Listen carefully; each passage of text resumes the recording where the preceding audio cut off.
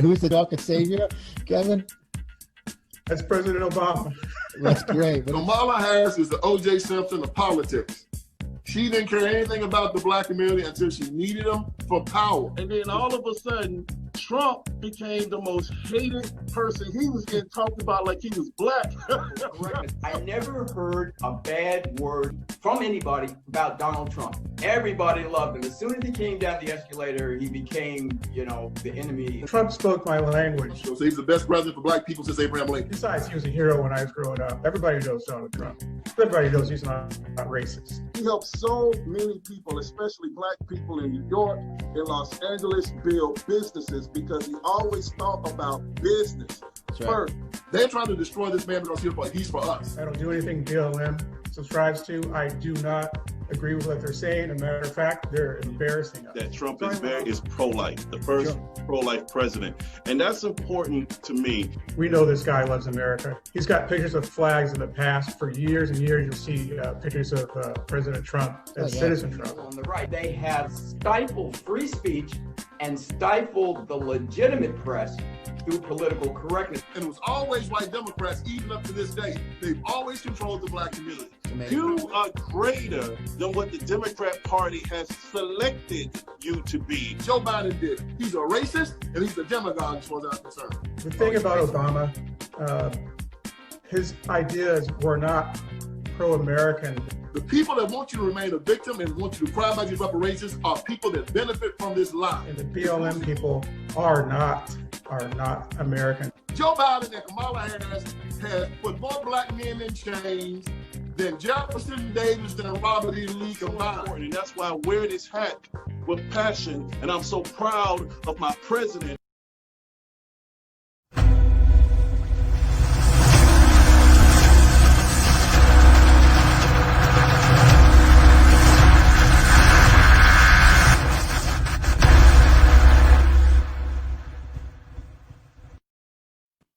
What's up, ladies and gentlemen?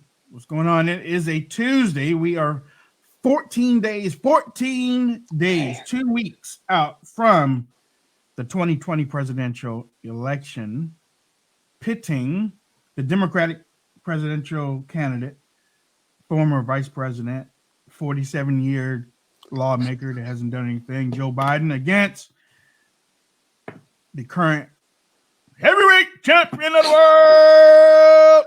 47 months. Just saying. President Donald Trump. Ladies and gentlemen, my name is Wayne Dupree. Leah Bella, Miss Leah Blue Eyes Bella. What's up, Lee? Hey, make sure you're sharing the show. Facebook, YouTube, Twitter, Parler, Periscope, Cloud Hub. Make sure you're hitting the share button. That's always important to do. And Mr. Brian Cohen Smith.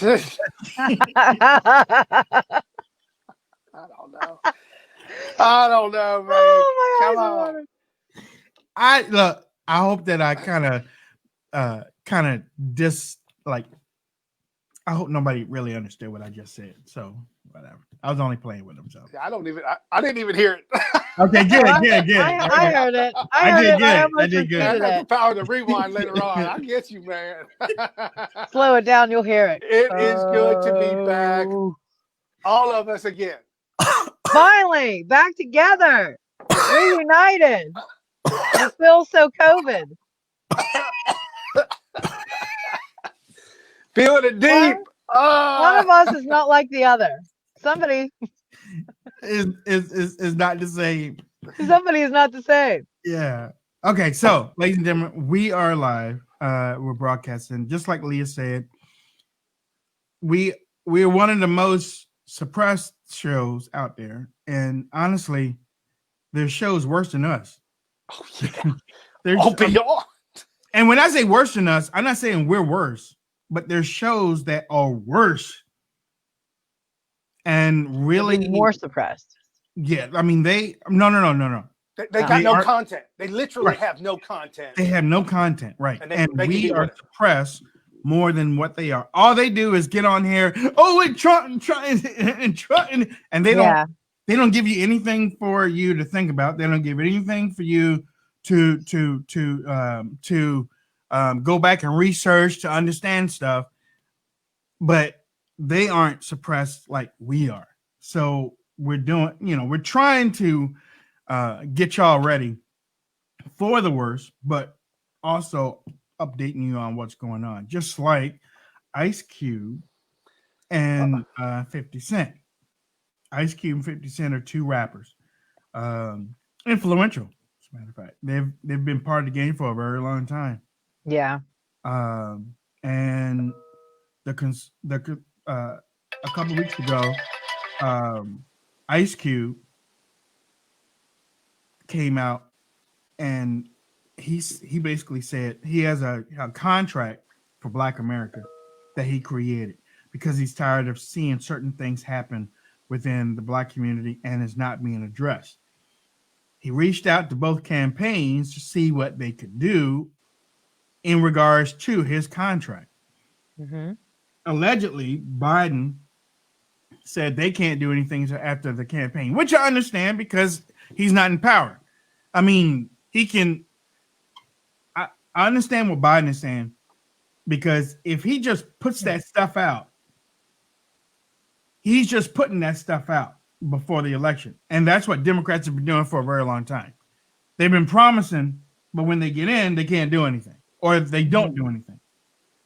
President Trump and President Trump's people took a look at some of the stuff and said, okay, you know what? We can implement some of these things because he's in charge. I mean, he's the president. So both of y'all, it seemed like Ice Cube got just pummeled by a lot of Democrats because he sat down with President Trump. Right. And so did Kanye West. What is wrong with... I don't want to talk about Kanye. Okay, no, I'm just... Hold on. All I'm saying is, what is wrong with a difference of an opinion? That's all I'm saying. Why can I not, regardless, maybe I'm Native American Indian, maybe I'm Irish, maybe whatever, Mexican. What is wrong with me sitting down with this president of the United States of America and just say, hey, 50 Cent, and say, hey, let me pick this guy's brain. Before COVID, I know that it was lowest Black unemployment we had ever seen, highest Black employment we'd ever seen. Things were working for this country pre-COVID. Things were really happening. Let me sit down with this president. Let me talk to him. Well, the left doesn't want that to happen because solutions will happen. And politicians don't want solutions to happen because if that happens, then they're irrelevant. Ice Cube has good instincts. He has since the late 80s and early 90s. I can remember when he stood up against, I can't remember what it was. They weren't allowing him to do something, but he ended up getting his way. He has very good instincts. So you got to trust him with this. And what happened with the Biden campaign is they didn't even want to look at it. And it wasn't, oh, it's because we're not in office that we don't want to look at it. They didn't want to give him the time of day. They shunned him. They treated him exactly how the Black community does not want to be treated. And then he went to the Trump side and they treated him how you're supposed to treat a human being. And he saw that. Yeah, in a way, yes and no, because he did from more research, he did sit down with them, but it's just that they wouldn't add it to their their platform to do anything right now, or even discuss it. Right. That's terrible. Until they got elected. That's it, whatever. But right. The thing is, I'm watching many of the conservatives out there and they're pushing, they're using Ice Cube just like they use Kanye. Ice Cube never said he was going to vote for President Trump. He hadn't said it. As a matter of fact, if you go and look at some of the videos, he's like, he's not for anybody. Right. He did say that, but it's very rare that a famous person comes out and supports Trump. So when we have even a little bit of it, you got to run with it. Look, we do the same with Percy Allen. But it's wrong. But it's wrong to put words in people's mouth, though, and that also angers people to make them defensive. Now, one of the reasons why I say that to everybody is be careful about putting these people up on pedestals. I've said that many times about Kanye, and then Kanye. People say, well, you don't know what you're talking about. And then they went to go find other people that pushed Kanye. And then Kanye came out a couple months later and said, I ain't for nobody. He snapped. Remember that? Oh, Remember that? I ain't for nobody. I've been tricked. I was like, what? But that's what happens because our side doesn't know culture. So culture like the other side that makes a whole lot of stuff about it. Our side doesn't know culture. So when they see somebody just say, you know what, I could roll with Trump. Next thing you knew, they're doing memes, they're putting Trump hats on these people. And these people are like, well, I didn't say all that. Well, then, I mean, it's Leah. For me, I think it's better.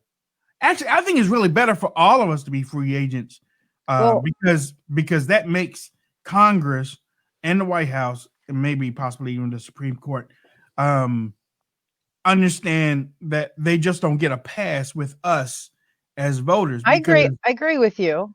I agree with you. I just don't agree with the Ice Cube thing, because if he's all like, well, I didn't say I'm going to vote for Trump, then don't put it out on Twitter that Trump's helping you, because we're all going to assume that. Right. If you don't want to be attacked, you don't want to be put on memes, then be quiet. I'm sorry. Well, he came out about taxes, right? No, that was 50. Oh. And he is voting for Trump because he does not want the taxes to be raised. Now here's the thing. Kanye, you told us all it took you 2 years to get the courage and the nerve to finally. So then when people start memeing you with that, hey, that is what it is. Kanye has an illness. Kanye is very bipolar. Right. So he swings hard right, hard left. He just kind of does those things. And Kim has even talked about it. So that's hard to really pin that against the wall for him. So let's go to 50 Cent. For Ice Cube. Let's go to 50 Cent then. So 50 Cent's tweet was, what the F, vote for Trump. I'm out. F New York. The Knicks never win anyway. I don't care if Trump doesn't like black people. 62% of you are out of your effing mind.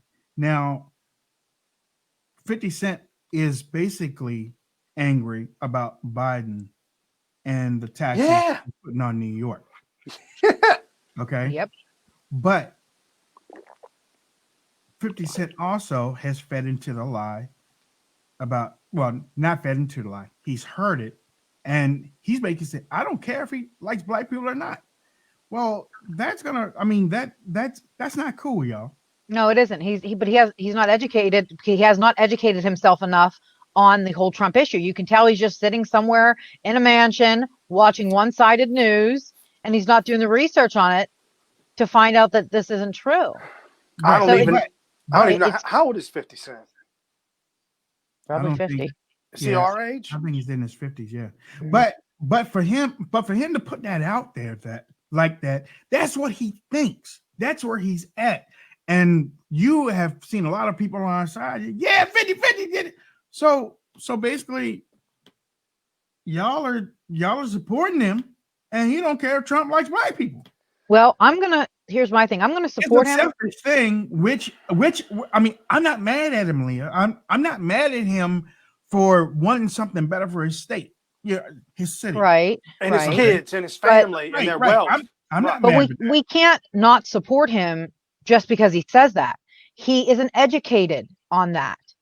That's why he's only hearing one side. So we can't just shoo everybody that thinks that Trump's a racist. We have to try to help them and show them why he isn't. So I pray to God that a ton of conservatives just followed him and show them, and we show him that Trump isn't a racist. I hope that he's going to be able to be reached. Well, that's how you get people to change their minds.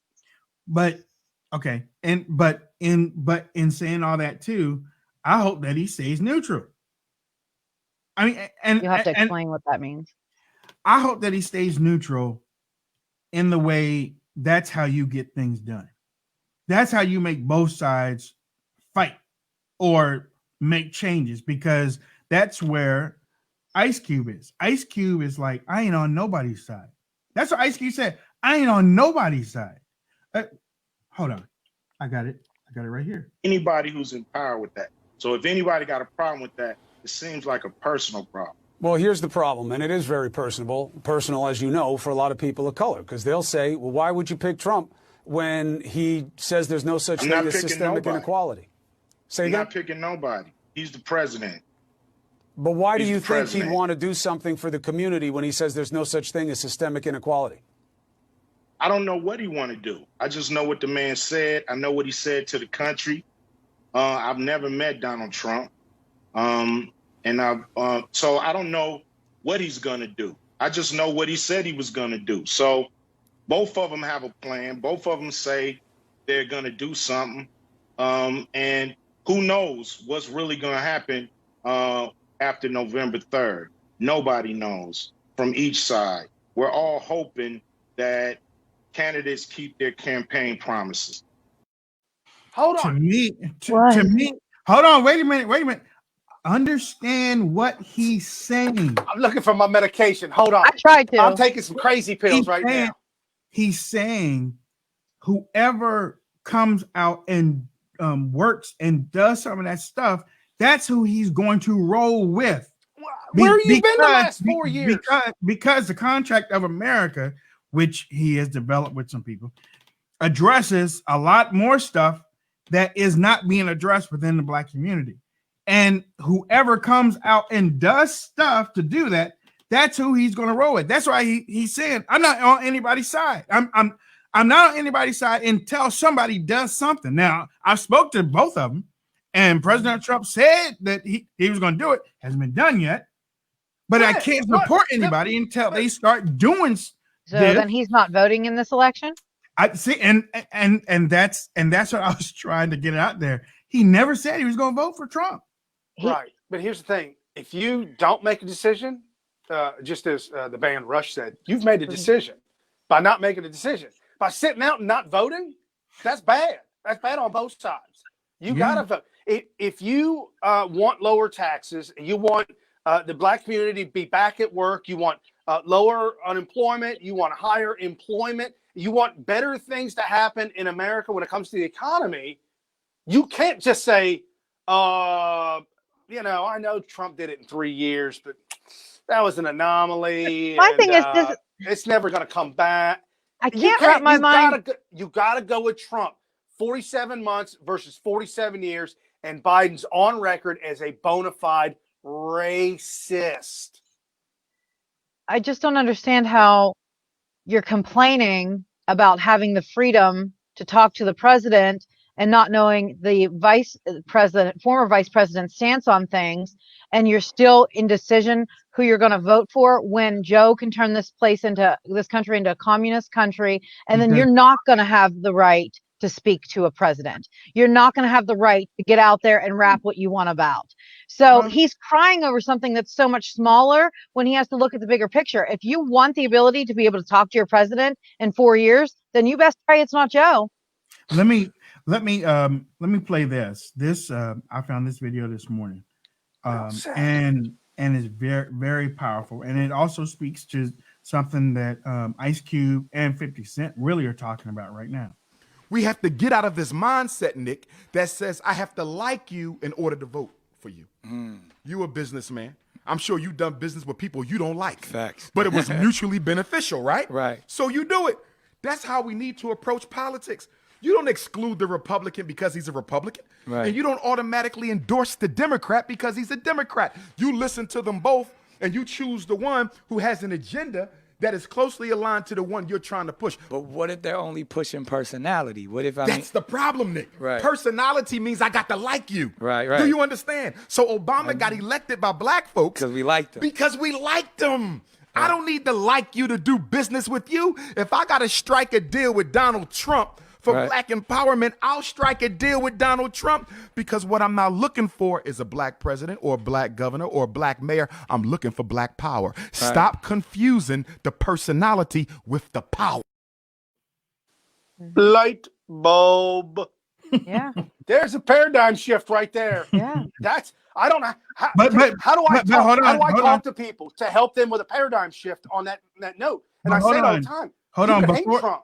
Right, but before you go there, you need to understand those were two black men talking, but his message is for everybody. It's not just for black Americans, it's for everybody. Correct. You don't have to like the person. Right.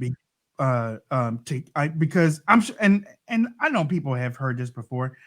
A whole lot of people, y'all don't love your bosses. Y'all don't like your bosses, but you go to work every day. You do. because your boss provides for you. He gives you a seat. He gives you a truck to ride in. He gives you all that stuff. He gives you insurance. He gives you 401. He gives you all that stuff.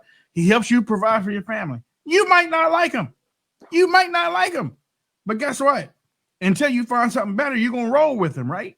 Right. That's why I say suburban women, elderly. You think Trump is a little rough around the edges? Well, guess what's even rougher? When you lose $6,000 to $10,000 next year because Joe raised your taxes and you're selling candles to try to make up the difference, suburban women. Okay, you're selling candles in Tupperware because you just lost $7,000 because Joe Biden taxed you. But you're a little upset the way that Trump talks on Twitter.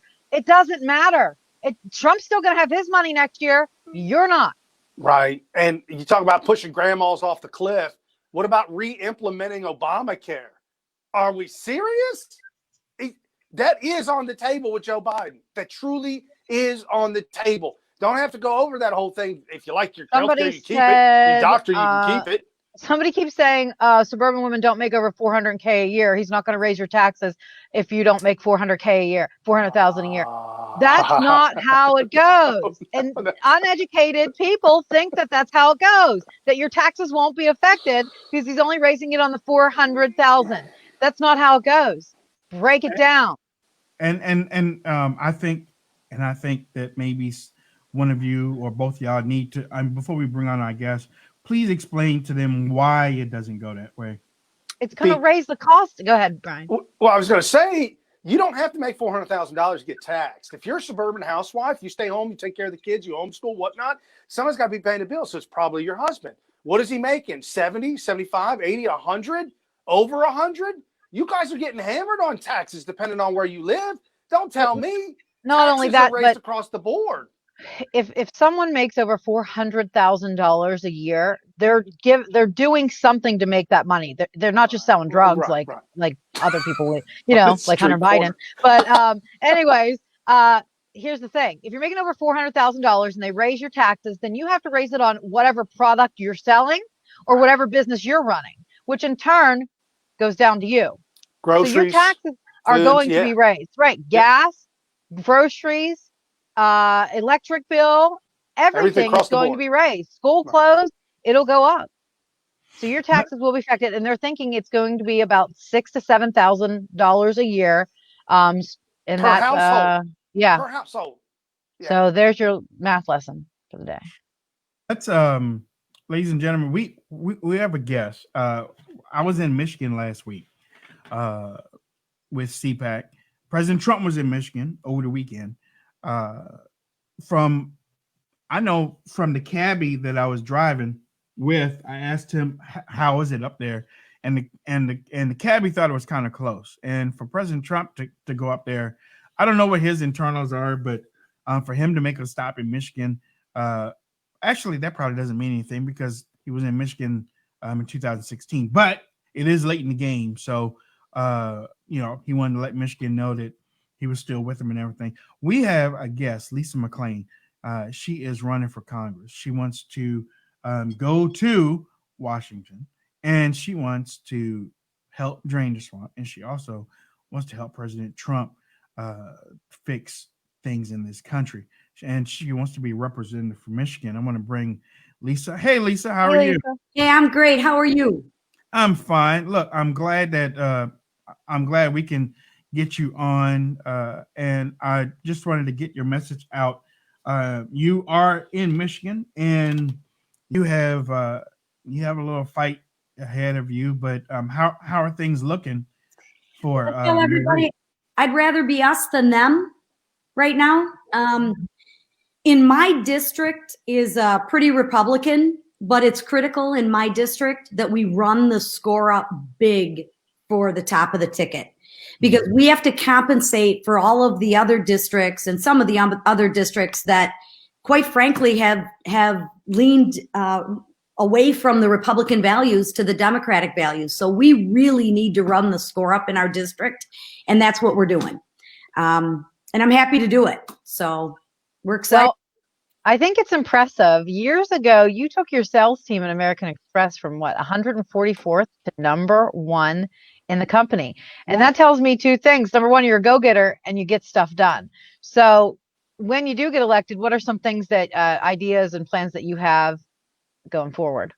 Well, first and foremost, I think it's jobs in the economy. Period. End of conversation. Our governor, with her overreach in this state, it is unbelievable to me. How she leads with the lack of logic is unbelievable to me. The dependency that she is creating is reprehensible, quite frankly. And I believe if you have a good economic system, I believe in capitalism, I believe in the Constitution, I believe the best gift you can give somebody is the gift of a job, because it gives them a sense of purpose. It gives them a sense of accomplishment. Hey, they start to pay taxes. They can raise a family. They can buy a car. They can buy a house. They can start a new business. They can fend for themselves, and they don't need to be dependent on government. See, I think a lot of the problem with the government right now is they are creating people to be dependent on them. And I tell my kids this, my children this, is you don't want to be dependent on anybody. You don't want to be dependent on me as your parent. You don't want to be dependent on your spouse. And you sure don't want to be dependent on the government. You can do things yourself. And that's what America was made on and founded on. So my number one agenda is let's get back to basics. Let's start leading with logic, with common sense, and let's get the state open. See, I believe in people. I believe in people way more than I believe in the government. I believe people can do both. I believe people are actually intelligent enough to figure out how to be safe and how to pay the bills. I don't think it's an or. I think it's an and. And I'm the type of person that if I believe it in my heart of hearts, which I do, I'm going to shout it from the rooftops, and I'm going to educate you, and I'm going to debate with you on why I believe a good economic system such as capitalism is the system we need to get back to. So, in your district, the 10th district in Michigan, for those of you in the 10th district, help me understand Paul Mitchell. And I'm not talking about the hair products guy. I'm looking at this, and it looks like Paul pretty much walked into an open seat, complains he can't do nothing, and now he's walking out. Did I get that right? You'd have to ask Paul Mitchell. But it looks like he's complaining that he's leaving. He's retiring from Congress after one term because he's saying that he can't get anything done. He's like, I'm done. What would your answer to gridlock be? Well, one, you have to go in with the right expectations. Anything worthwhile isn't going to happen overnight. It takes time, it takes patience, and it takes persistence. And as a business owner that started our business with 0 employees and grew it to 700, I'd like to tell you that it happened overnight and it was easy. It wasn't. It was a struggle. Anything worthwhile is going to take time, patience, and persistence. And that's what I'm going into Congress with the right attitude. I have the right expectations. Is it going to be frustrating at times? Of course. But that's the world we live in. And you're not going to beat me. You're not going to wear me down. And I've proven that with my family. I've proven that with our business in the community. You just got to go in with the right expectation. And it comes down to wanting to do this because, as you said, you are a business owner. So, a lot of people could have said, you could have stayed home. You could have tried to do things another way. What is your drive? What's forcing? Well, not forcing you, but what has kind of changed your path to want to go to DC amongst the swamp and deal with that? If not me, then who? If not now, then when? Right? And you can either sit on the sidelines and complain about it, or you can get in the fight and try and do something. Quite honestly, the reason why I'm doing it is I have 4 kids. We have got to do something. We've got to do something now, or our youth and our future is in a whole lot of hurt. And if the honest to God reason is we got to do something now. Look, I'm 54 years old. I've worked hard. I'm going to be okay. I don't know if our kids are. Right. With the path that this country is going on right now and the path that we're going down, I'm telling you, it's a slippery slope. Mm-hmm. And like I said, I can either complain about it or get in there and try and fix it. Not perfect, but we can make progress. Right. So that's really my motivating fact for doing this, and motivating reason for doing this is the youth and of the country and the future of a country. Right. Now tonight you have a fundraiser event. Is that correct? Yes. Are people still able to RSVP or come, and if not, how can they help you? Somebody asked. Thank you for asking. Yes, they are more than welcome to come. Everything is listed on our website, which you graciously have up there. I appreciate that. Yes, they're all are welcome.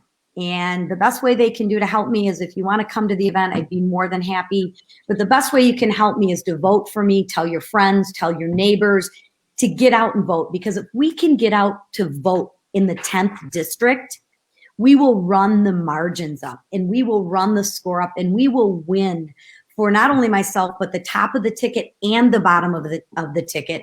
But we've got to get our people out there to vote. So last thoughts real quick. I know Nancy and Trump are battling both back and forth on another stimulus package.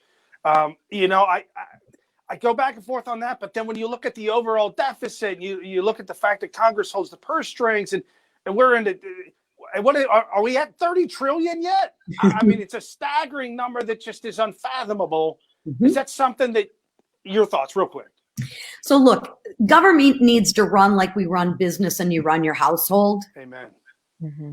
It's simple, not easy, but simple. And are we going to fix the deficit tomorrow? No, we're not. However, we can begin to make progress, and we can begin to start prioritizing what we need versus what we want.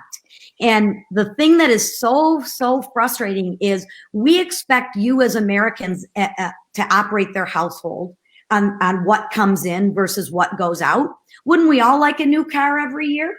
But we prioritize, right? And sometimes we have to wait on our wants, but we focus on what are our needs: food, shelter, clothing. We take care of our family first. It's these basic principles and being able to say no and making some tough decisions that has to start now. Mm-hmm. Lisa McLean for Congress.com. That's your website. Lisa, I want to have you back after the election. We're praying for you up there. Thank you. And Absolutely. It was great. It was great meeting you up there, or your representative. I mean, I love Michigan. I do. I do too. Michigan. And I got to bring back Arthur Treacher's. I know some of the people up there really don't know what I'm talking about, and that's how long it's been gone. But yeah. You know what I'm talking about. I know Arthur Treacher's. Yes, I do. Yes, I do. No. Yeah, you said it great. I love Michigan and I love this country, and we need to start electing people who love this country, who respect this country, and who put this country first. Right. Amen. So I'm happy to come on anytime. Awesome. Thanks. Thank you, Lisa. Thank you so much. All right. Yeah. Have a great day. You too. All right. Okay, you can check her out at Lisa McLean for Congress. Okay, Lisa McLean for Congress. Okay. Like, what's going on? I'm getting Musical chairs. I get blurry vision here. What's going on? Medication setting in. Very good though. Yeah, she's right. You got to be concerned for your children growing up in this world, or they're all going to turn out like a bunch of AOCs.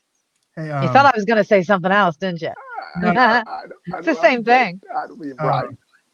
Brian said he was off the medication there. Oh, is that what you said? His HCU. You had me. No. It's because that's my prescription only. Regeneron. What was that? Regeneron. Oh, that's Trump. Yeah. Wow, he's really got it bad, doesn't he? No. Cause a little I was trying to think of what I was taking. It was Corsetin with bromelain. Are you on Corsetin right now? Yeah, with bromelain. As we're speaking? Yeah, it's not a prescription. You can get it. I know what it is, and I take it. It makes me feel like I have balloon head. Hey, listen, but don't take. But then again, I don't. I only take it. I don't take it for such serious things like you have. Yeah. Well, that's what it's meant for. What are you talking about? We're just joking around. Yeah. You can't get the audience triggered. They won't know which way's up or down. Get them confused. Just don't take Advil. Yeah, just don't take Advil or ibuprofen. Yeah. Shot of whiskey. When you told me that last night, I'm like, well, that's green light for a shot of whiskey. Do you ever? Love you too, Lisa. What was I gonna say? Do you ever hear the song Screen Flip? Giving me blurry vision. I'm Wayne, sorry. Wayne, do you ever hear the song Hungry Eyes? Just replace hungry with something else. Oh my God. Good eyes. Good eyes. See, that's the first time I've heard that. I have not heard. Nobody's ever talked about that. What? Yeah. Nobody's talking Yeah. about It's a serious COVID thing. eyes. COVID eyes. Yeah. Good eyes. You can see it in the eyes. So many nurses have been on record saying the first thing they can tell is the eyes. Let me. We were talking earlier. We were talking earlier about 50 Cent. About Ice Cube, and I hope everybody understands where I'm coming from on this, because from a common sense point of view, which I try my best every day to stick with that, and not from an emotional thing. I think we on our side, and yes, I say on our side because I still consider myself a conservative thinker, even though some people have tried to push me to the libertarian side. I still think that it's wrong to prop up these culture icons, and you don't know where these culture icons really are coming from. You don't understand where they're coming from because you don't know them. Okay. They don't even know them. Most of them have identity crisis their whole entire lives. And I'm just going to be honest with you. That's why half of Hollywood are either drug addicts, alcoholics. They're just miserable because they have such an identity crisis. Hollywood is a train wreck. So if you're going to prop people up in Hollywood, be careful, because they can dram you down real quick. They can bring you down real quick. Especially the ones that have made a lot of money. They have to literally psychologically wrap their minds around and understand why they have to do what they have to do to make the money they have to make. And when they get a $20 million paycheck for 3 months worth of work, and that happens consistently, you got to wrap your mind around that somehow, and you can get very twisted. Look at Johnny Depp. Nice.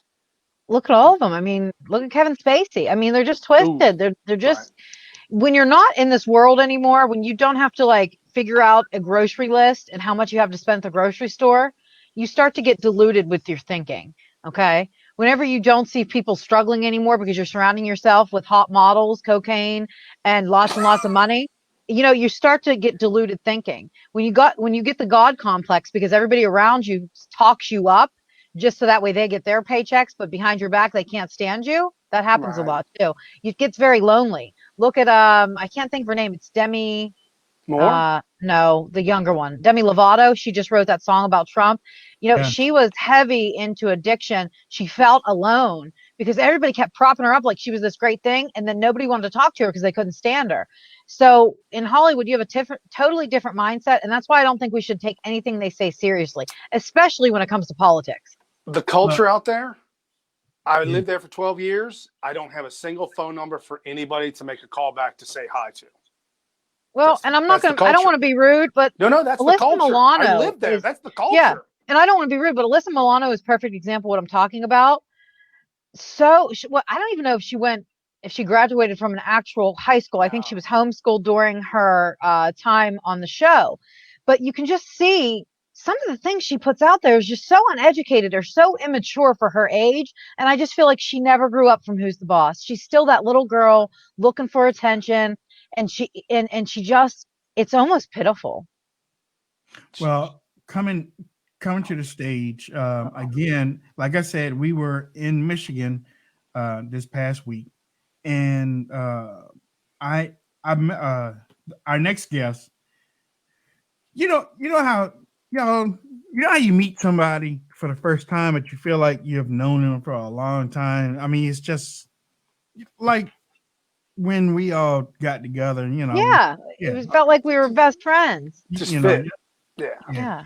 yeah, you know, y'all kind of left me out on. I felt like I was on an island just a while ago, though. When? Just a while ago, when I was trying to explain, and y'all were looking at me like, "What?" That's the beautiful part about it. We're all entitled to our own opinions. We threw you a lifeline. Hey, trust me, you threw me on islands a couple times. Okay, but my next guess. I guess you didn't get that. I was talking about rising tides. Never mind. Okay. I'm almost. I don't know. I feel like he's a brother I ain't never had. One of those brothers that I never had because very nice. You know, we just kicked it. He was cool, and he's running for sheriff up there in his district, and I wish nothing but the best for him. But let me bring on Mr. Terrence. Let me get him up here. Can you hear me, T? Terrence? I think he's on mute. No. There might be a mute button on the bottom left-hand side below the blue that says you're in the show. If there is, I might have to hit that. Hey, first-time young voter, good to see you on the show. Just to hang in there. Real talk right here. We'll give you both sides all day long. Say something. No. Okay. No, it's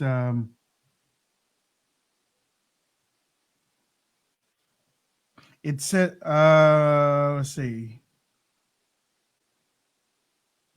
It's your mic. Wait, hold on. It says that you just muted yourself. Okay, now there you go. There you go. Yeah. No.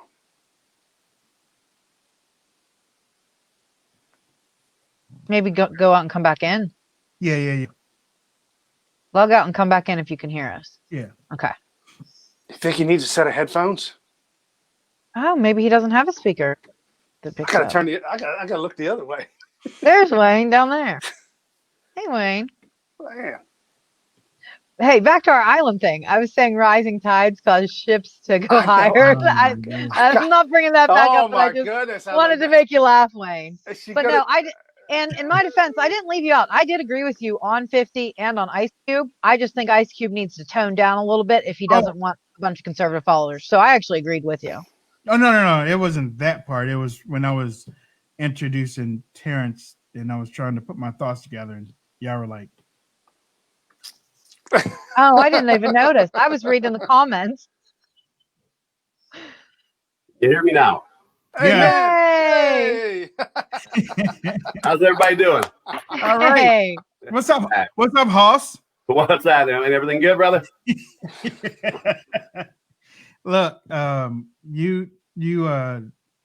actually, I enjoyed myself up in Michigan, and I hope that that helped y'all out, a little bit. But talk to our audience about what's going on in your race and how people can help out. Well, I tell you, Wayne, like I said, when I met you the other day there, it was like we'd known each other forever, my man. So we bonded real quick, and I felt like I came up with you in the city of Detroit, I know, right? All right. Yeah, good times. I'm running for Macomb County Sheriff. The folks out here, hopefully that are tuning in from Macomb County, we need a new sheriff. I've been doing this since I've been 19 years old. I was a city kid, came up in the city of Detroit, got off on a little bit of a bad path. I was a fighter. I was into baseball, basketball, and football. My family, good people, but my mom and dad were busy trying to make a living and send us to school.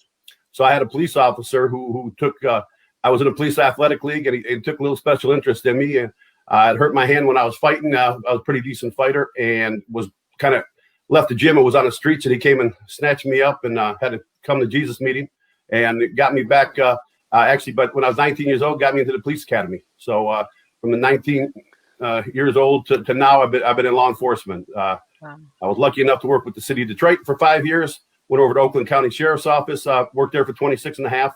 While I was there, I ran an FBI task force for 8 years, DEA task force for 4 years. retired in 2016, and I'm back down with the DEA as their senior financial investigator at our opioid strike task force.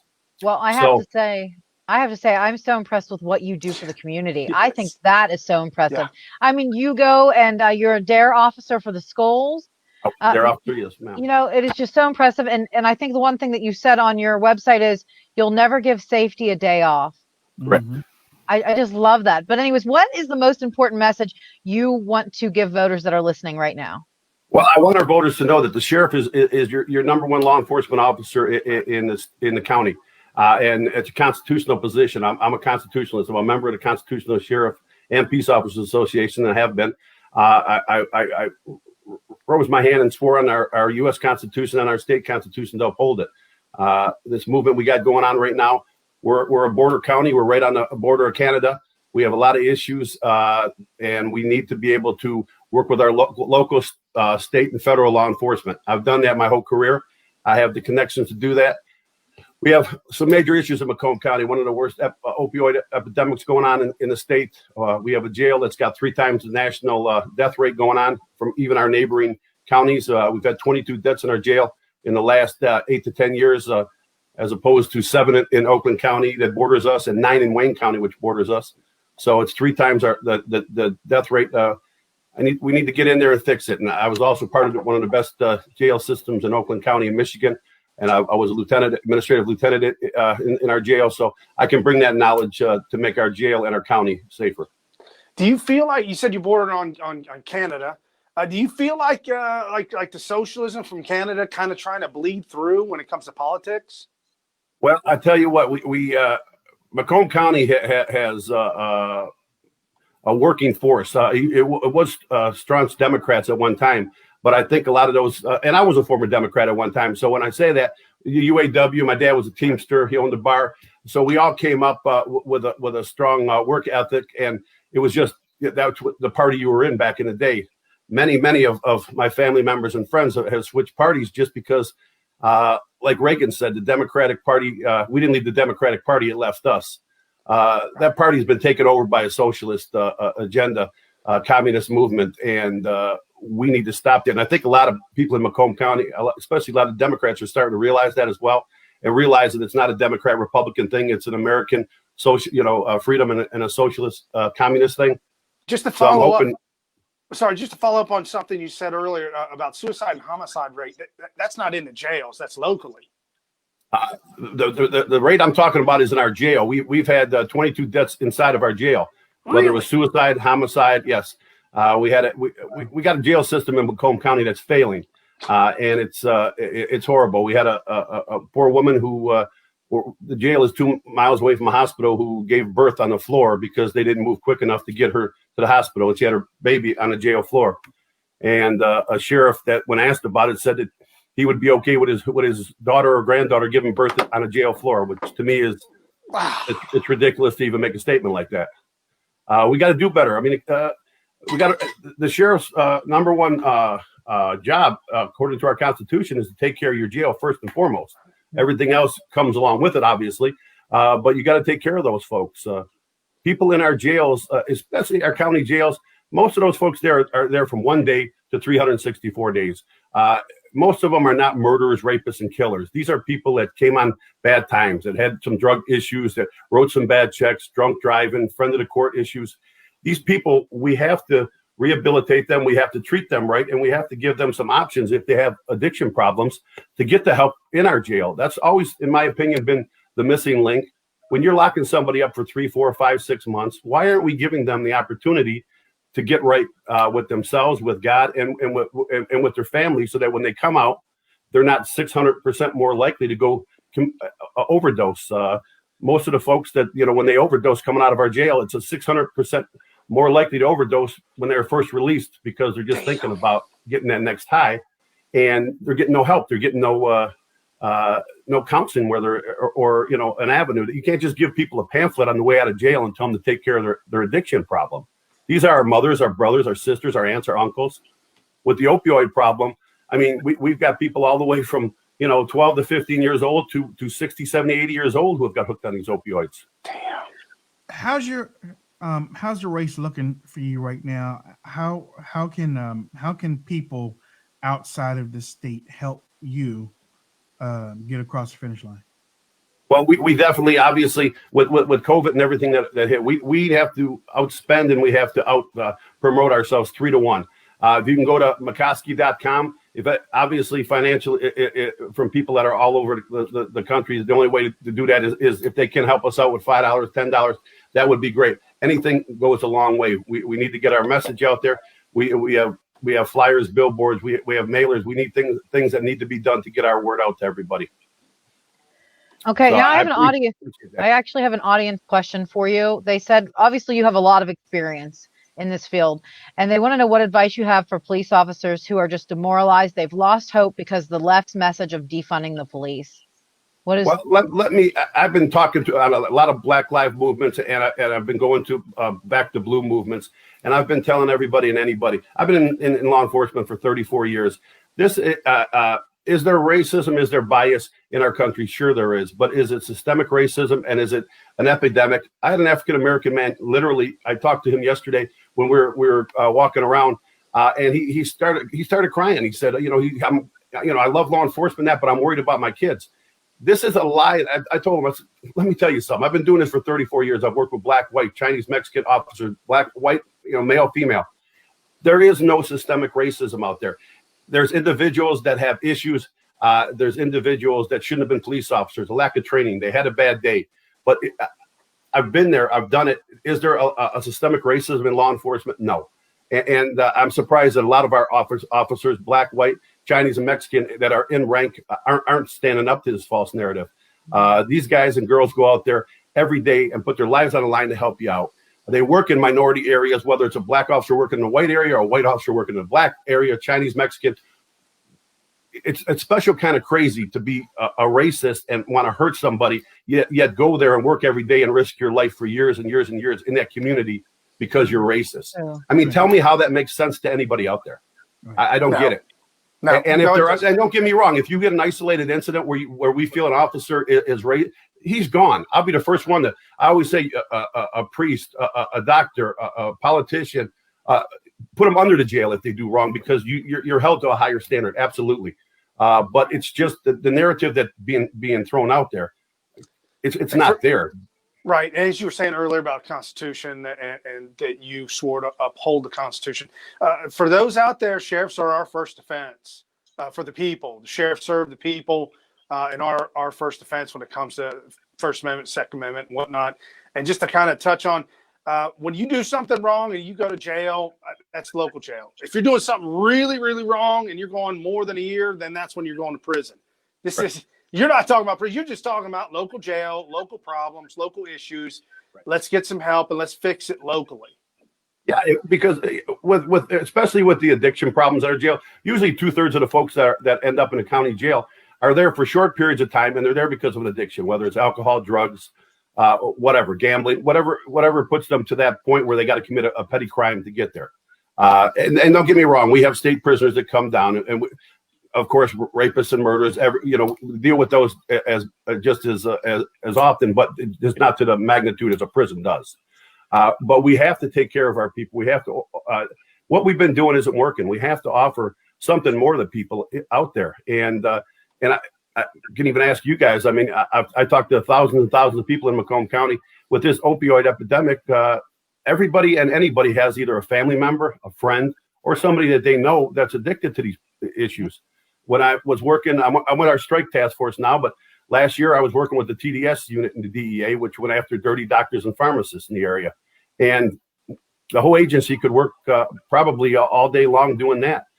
There's a lot of corruption going on in our medical industry too, where these people are overprescribing, and these pharmacists are working in collusion with these doctors, and they're prescribing it, and these people are becoming addicted to these pills. And it's I can tell you stories, family members. I can tell you stories about police officers that worked for 30 years.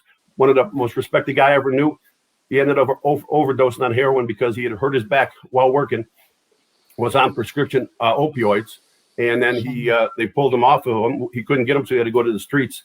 And the poor guy overdosed, and this is a decorated police officer, 30 years of service, that would have been the last person in the world I thought what that could have happened to. So it can happen to any of us. There, by the grace of God, to each and every one of us. That's what I want to bring to our sheriff's department. That's what I want to bring to our county. I want to be a sheriff that's seen, that's heard, that's in our community, and it makes a difference. And I need the feedback from our people. I mean, transparency is everything with me. Chief Craig here in Detroit is a great chief. I love his take on things and the way he's so transparent and firm with what's going on. And that's exactly the point of view I have. So I'm glad we have those kind of officers in our state. Look, Big T, I want to have you back on after the election. Want to see how things turn out. I'll be staying in contact with you to make sure everything's working out. But I appreciate you coming on, and I know it's campaign season, and it's coming down to the wire. But I want to thank you for taking time out to join the show and speak to my audience. I really appreciate it. I appreciate it, Wayne. Stay in touch. When we win, when you come back to Michigan, we're going to hang out in the sheriff's office. Hey. I'm ready. I am so ready. Hey, I got to tell you something too. You have a fabulous head of hair. I know. I'm telling you, that is some nice hair. Thank you. I gotta worry, give compliments when compliments are due. I get it all the time. That's all good. There you go. We'll take it, right? Real quick. You're 6 feet, right? You're over 6 feet. 6'4". Wow. Yeah, 6'4" and a fabulous head of hair. Look at that. That's why I felt comfortable around him, because I'm like, my father was like 6'3", 6'4", So I'm like, all right, man. Wow. I turned around, I was like, oh, hey, what's going on? But no, thank you again, man. You're awesome. You have an awesome spirit, and I really hope that you do get elected, because I think that you can make some changes now. I really do. Well, I appreciate that, and I want folks out there also to know that we've got bipartisan support. The Reverend Sheffield has supported me, put me on his show. Todd Perkins Lawford, these are folks that are crossing party lines because they realize that with me, and I've told people the sheriff's office and the prosecutor's office should be nonpartisan anyway, because we're representing the law. I've never in 34 years, answered a 911 call and asked what party you are. It doesn't make a difference to me. It doesn't make a difference what color you are, what race you are, what religion you are, what sex you are, what party you belong to. I'm here to uphold the Constitution and your rights, and that's for every single person in Macomb County. That's what we want to do. Amen. Thank you, man. I appreciate it. Thank you, guys. Good talking to everybody. Everybody come to Michigan after November and come see us. All right. God bless. All right. Thank you. All right. Yeah. Oh, look. I gotta remember. I'm in the middle. That's good guy. That's good guy, he is, man. man. Oh yeah, great people. He's good people. peoples. Great person. Yeah, he is. Well, I mean, it's like I was standing beside him basically the whole time. How tall are you? Me? I'm 5. How tall are you, chump? 5'2". I'm 5'2". Oh my God, Wayne's a little bit. So He's a little bit more than that. I'm so short. It's like I'm barely 5'2". My wife's 5'1". Right. I can't get to the cereal. I have to stand on my tippy toes to reach my cereal. I have to put up my car seat the whole way to where it's almost hitting me. Yeah, my steering wheel. It's bad. We represent the lollipop kids. Yeah. Oh no. No, Yeah, I would never say that, bro. That's what I'm saying. represent the Lollipop kids. No. What are you, 5'8"? Who, me? Yeah. How tall are you? I'm 5'11", bro. You taller than me? Yeah. Oh, no. Wait, yeah. It's been a while since we hung out, but oh yeah. Yeah, no. You. I gotta look. Hey, my little brother's 6'3", and I gotta look up to that. 6'4", looking up to 6'4". Okay, yeah. I'm 5'8"3/4. All right. Hey, I'll get my platforms on. I'll be 6'2". There you go. Ladies and gentlemen, we didn't know what we were doing on Thursday, but we figured it out. For now, because I think President Trump's going to come back tonight and say he ain't going to do it. I think so too. Yeah. No. He's going. I heard him speak this morning. Yeah, he talked this morning. He's like his hog. They're not going to cover foreign policy, then he doesn't need to do it. Well, they're fighting. They're fighting it back. They're fighting it. I am so sick and tired of COVID being the number one thing they talk about first. I don't care anymore. It's an invisible virus. Everybody's going to get it. Let's move on, please. High five. Oh, were you raising your hand because you have it? I thought you were high fiving me. Oh, okay. Here, this way. No, maybe that could be your final thought. Yeah. I've got the antibodies. No, wait a minute, hold on. No, I'm good. I'm good. I just have the antibodies. Okay. He's actually got the live virus in there just crawling around. Thursday, presidential debate watch party. Start at 8. Primetime 9. We're gonna, you know how we do it. We do it the great way. The reason why I said that we might not have it is because the commissioners came out and said that they were going to mute mics when the other person's talking. President Trump didn't like that a couple weeks ago, and that's why he pulled out from that debate. So, well, no, actually, he pulled out because it was virtual. But I don't know if he's going to like to be cut off either. It's not 1930s anymore. I don't even care about debates. I really don't. Yeah. I just think that I like it when they do their own thing. They do their own town halls. I think we learn more about it. But I'm just over it. I really am. It's possible. Because they can't be fair. They cannot be fair. Right. When he was interviewed this morning, he did talk about, I think her name's Kristen. She is an absolute heart. If you think Chris Wallace was bad, wait. This one much, much worse, more venomous than the one that he just had at the town hall. She's absolutely full of venom. But the whole debate was about foreign policy. That was specifically, this debate was specifically. It was, yeah. And then they pulled it out. Well, and you know what? If you're going to mute them, then I think the moderator needs muted too once in a while. Chris Wallace could have been muted a few times. When I'm in the middle of my answer, you are not to interrupt me as a moderator. Right. And that's exactly what Chris did. And I'll tell you what, the way they keep throwing him on Fox News to get people to like him again, every time I see him, I'm just like, get off the TV. I just can't stand him. This morning, Brian Kilmeade, Trump's like, Chris was awful, blah, blah, blah. Good, I'm happy. Kilmeade's like, well, Chris did say he was being neutral. So anyways, as I go along, yeah, you did it because you were told to do it, you bastard. Yeah, yep. That's all it is. That's all it is. Ladies and gentlemen, we're asking you to join our Patreon community. I know we haven't said anything in about a week or so, but we want to put that out there. Okay.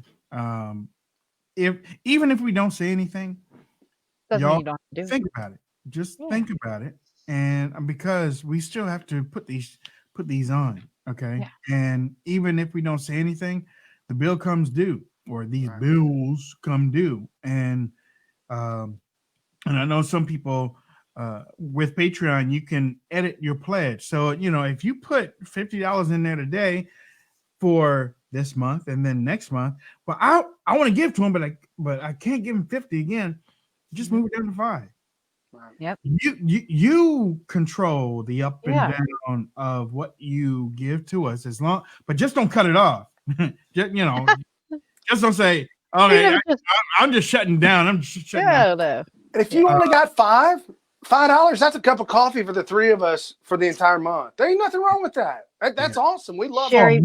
Sherry Babe says this show is fun, informative, and fun. And I think that's the most important part. So thank you, Sherry Babe 60. That was pretty cool. Yeah. So, Can I give my final thought? It's really important to me today. Yeah, sure. Something's really bothering me, and I got to talk about it. Okay. So, and I want everybody to listen up to this. So, John Roberts last night decides that he is going to vote and tell Pennsylvania, yeah, you can send your ballots in up to 3 days after the election. And if the postmark's smeared on it, that's okay. We're going to take it anyways. I'm in Pennsylvania, and I'll tell you, the whole wear a mask thing, yeah, okay. A lot of you, everybody stood for don't wear a mask, and that was fine. I didn't mind. A lot of people went out and protested whenever Joe Biden came into their town and held Trump signs. That was cool too. I didn't do any of that. But this time I have to step in. I'm angry about this. What's happening in Pennsylvania is very dangerous. I'm going to tell you both that right now. And audience, listen up. The left can't cheat in every state, but they sure did pick Pennsylvania as their number one. This is not good.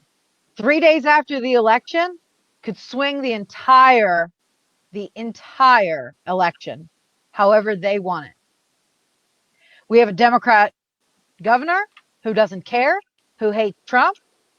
There are shady things going on in specific counties. Big Paul sent me something about Lackawanna County. There's some shady stuff going on in there. And I'm very concerned. I don't know what we have to do as a group. I don't know if there's a way, because I haven't looked into it a lot, because I'll tell you, I lost sleep over this last night, because this is how much I care about this election. I've lost sleep over it last night. What can we do? Figure it out. There has to be something that we can do to change that 3 day. There has to be something, because it can't be. ACB, Amy Coney Barrett. They put her in. She can. I know PA won it. Dr. Navy said PA won it in 2016. Absolutely. And they know that they won it in 2016. Right. And that's why they picked Pennsylvania to try to cheat this. You can't send ballots in up to 3 days later. We want to know, we as the American people who pay taxes want to know who wins the election within that time frame. We want to know on that night. We want to know by 11:59 p.m. We have the right to know. Why are we accepting this? Because Mark Zuckerberg said it was legitimate? No, I can't listen to it anymore. Yeah, we've got to do something. PA did win, Trump did win PA in 2016, but what Leah is also reminding everybody is what they did in 2016. What they did in 2016 is they waited for 4 hours after the polls were closed. They didn't. Pennsylvania, they don't have to wait 4 hours for especially when they get in the exit polls and all that stuff and everything, which they were reporting on. They were reporting on the exit polls all 4 hours of what was going on. They just didn't come out and say that Trump won Pennsylvania until almost 11 o'clock or after 11 o'clock, I think. I'm not sure, but someone said, I bet that PA won't be the deciding state, but you're betting. You don't know that for sure. That's where the scary part comes into. This is 2020. It's a big chunk of numbers, though. It is. It is. 23. It's more in Ohio. Yeah. It's just really long. We were asked, will we take calls? We will take calls during the debate. Well, the debate party. We will take calls. We're also asked, where do we buy coffee? Why are y'all selling some? Because if you do, send it to all three of us and we're drinking. If you really, what did they ask? If you really want, we can buy coffee. We can touch base with Coda Vets, who's partnered up with Beard Vets, who sells coffee. And I got some. He hooked me up. Yeah. Are they saying where can you buy these coffee mugs? Because trust me, you guys, I'm working on that. I'm working on that hard, like you wouldn't believe. But I can't get. There's, where most coffee cups are made from, right? Right. Well, I'm trying to find a company that isn't making them from over there. I'm trying to do this the American way, and we're just having some trouble figuring it out because they're all backed up.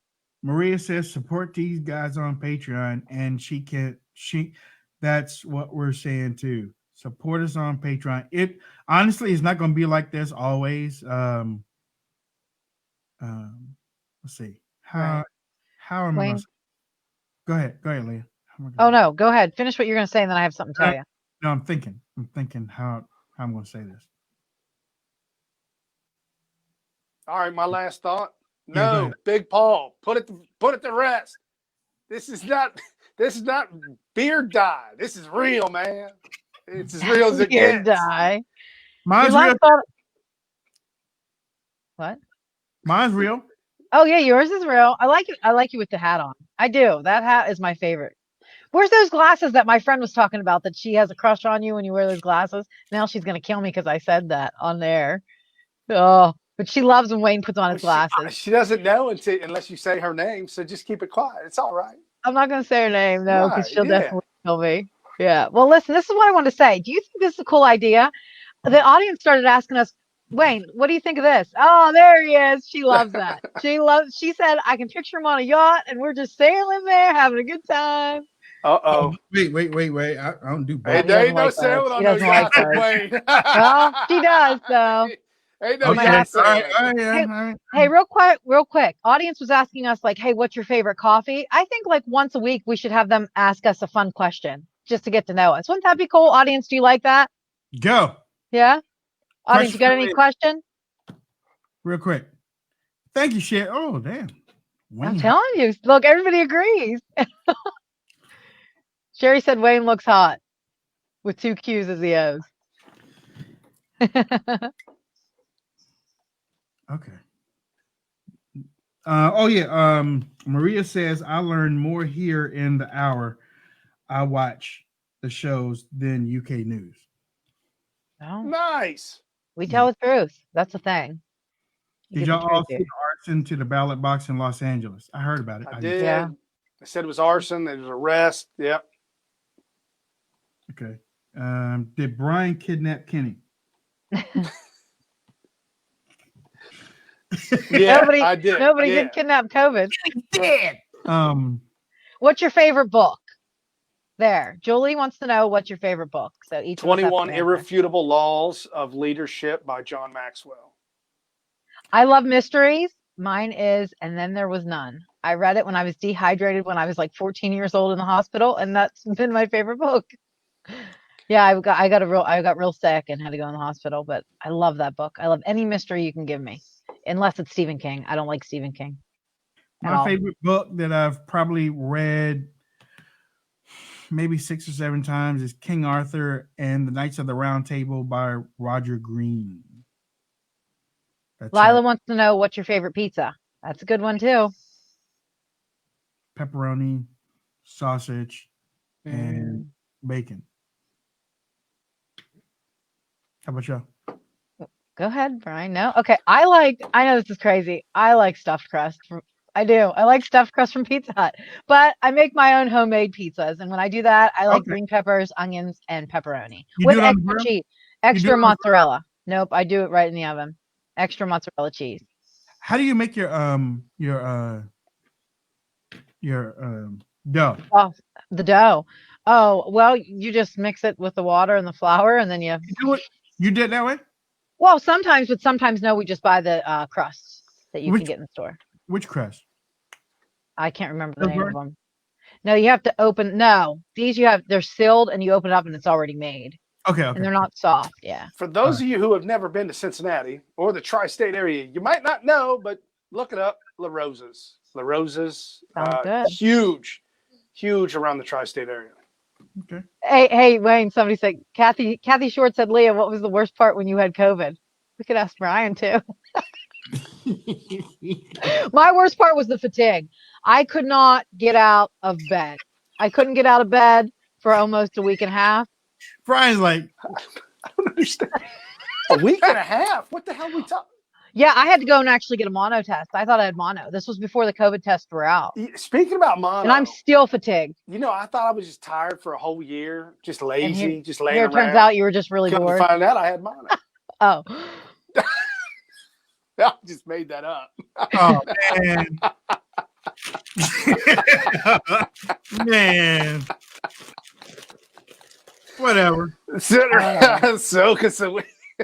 I ain't even gonna feel bad for you anymore, COVID boy. So they'll be looking for sympathy. I fought that thing back in 3 days like a champ. A champ. All right. Melania's not gonna be at the rally tonight. I thought she said she was. Well, she's she has a lingering COVID cough. Ooh. Oh. Why didn't they give her this thing? They probably did. She's just a little more delicate. Well, she's younger. She probably didn't get as bad. I mean, his oxygen did dip a little bit. I don't think hers did. When you say younger, you know what her age is? She's 24 years difference. I know. She's about Wayne and my age. Mm-hmm. I think she's a couple of years older than me. There's nothing wrong with that. I didn't say it wasn't. I just gee whiz. All right, y'all. Let's see, Brian, don't be a turkey. He's a COVID turkey. Okay.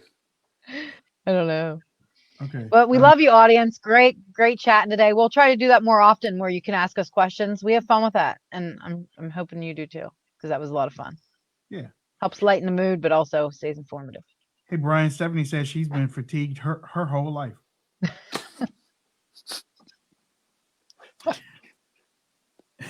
She takes some melanin, gets to get some good sleep or something. Kay Blankenship says this is a show of ignorance. Well, you know what, Kay? I'm going to take care of that when the show's over. I'm going to make sure that you won't have to deal with Kay. this anymore. Maybe her name's You got to Karen. save her? You got to take and save her? I'm going to save her. Yeah. I'm going to make sure you do not have to experience this. Funny part is she watched anymore. the whole show. She was so engaged with the whole show. Was she really? Oh, well, okay. But everybody else says how much they love it. It's some people. They love the show. And you know what? It's great that you could exercise that free speech today. Exercise it. Because when Joe gets in, you wouldn't be able to do that. Because something tells me your account's going to have COVID tomorrow. You're going to be real tired. We might not even see you for a long time. Yeah, that COVID's pretty ignorant too, huh? It don't make no never mind. Nope. Thank you. Thank you for joining, and thank you for speaking up, Kate Blankenship. Let's see. Let me make sure I got you. Yep, Kate Blankenship. Oh, that's like following somebody getting their license plate. Now you can't get away. You can't Kate get away COVID chip. Kate COVID chip. BL. He's writing it down. He's writing it down. Oh my gosh, he is something else. Blank in. See, blank in, not blanker. Blank in shit. Blanked out. Blanked out. Oh man. Some other playground tomorrow. Yep. It's been nice knowing you though. Right. Yeah. God bless you. God, heaven smile upon you. Big Paul said blank you. Yeah, see, you should have kept your mouth shut, but you want to be the life of the party, and you ain't even in show business. But you gotta be silly. Oh, she said something else. Oh, it's all good. It don't matter. You gotta see it. That's all right. Read that. All right. So it cracks me up. Yeah. Look, get it all in. Get it all in. That was a great comeback. Keep it going. Yeah, get it all in, girl. Get it all in. Whatever makes you have to feel better that Trump is your president, just keep going with it. Thank you, Nick. I appreciate that. Aw, thanks, Nick. Jada said that she liked my shirt earlier. Thank you, Jada. Yeah. Before we go, Kay, Blankenship, you got any last words? Literally last words. Any last words? Big Paul sending her some Wuhan soup. Yeah. Daniel said, send Blankenship some bat soup from Wuhan, China. Oh, it's Daniel. Sorry. Yeah. Trump is a short time. All right, there. Yeah. There. Okay. Oh, yeah. There was your last words. All right. Okay. I'll see you. I'll see you on Periscope in just a few minutes. It sucks to be you. Oh man, like just a few minutes.